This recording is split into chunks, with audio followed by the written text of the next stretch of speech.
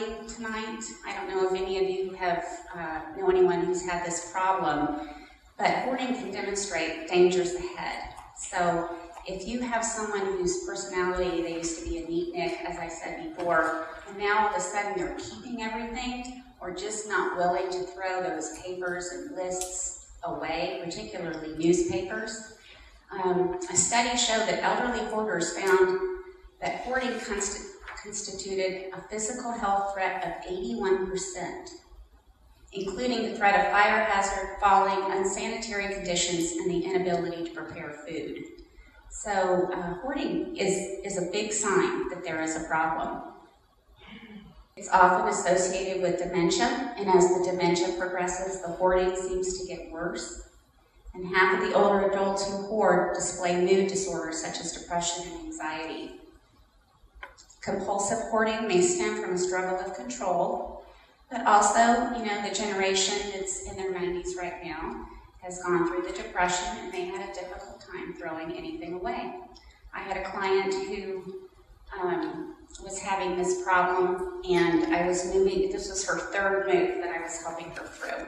And she'd gone from a house to an apartment to a smaller apartment, and now she was moving to an assisted living. And through all those moves, I was helping her, and I found a box that said already used information. And I said, if this information is already used, why are you keeping it? And, she just said, I might need it someday. And so that was just, an example of something that would seem kind of odd to us, but it was just natural as could be for her to have that box. Be sensitive to their habits. This is hard for people who are not hoarders like myself. At our house, the rule of thumb is if it's not nailed down, Mom will throw it out. But for hoarders, that's a huge, huge problem. So just try to help them understand that it may jeopardize their independence, because you just can't have people living in unsanitary conditions.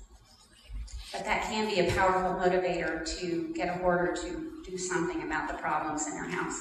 Don't use judgmental language. Of course, no one likes to be judged. What a mess, what kind of person lives like this? This is nothing but junk. And I can tell you from experience, watching families work together in the dynamics, those types of comments will not help the hoarding situation.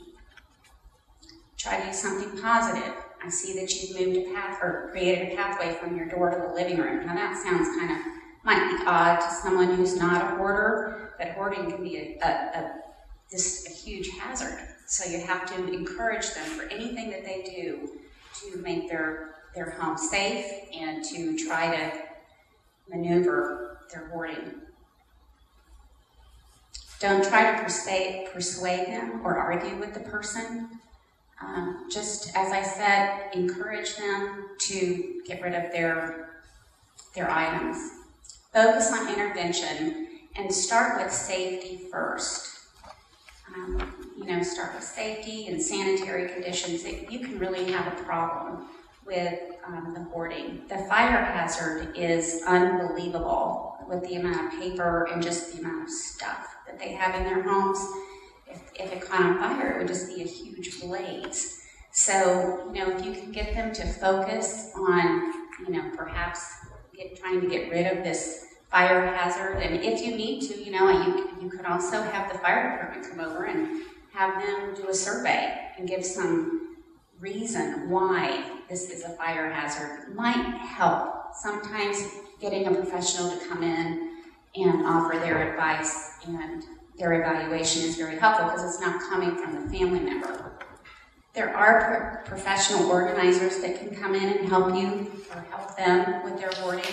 Just getting it safely stacked or in a box, getting it so that they can walk in the house is important.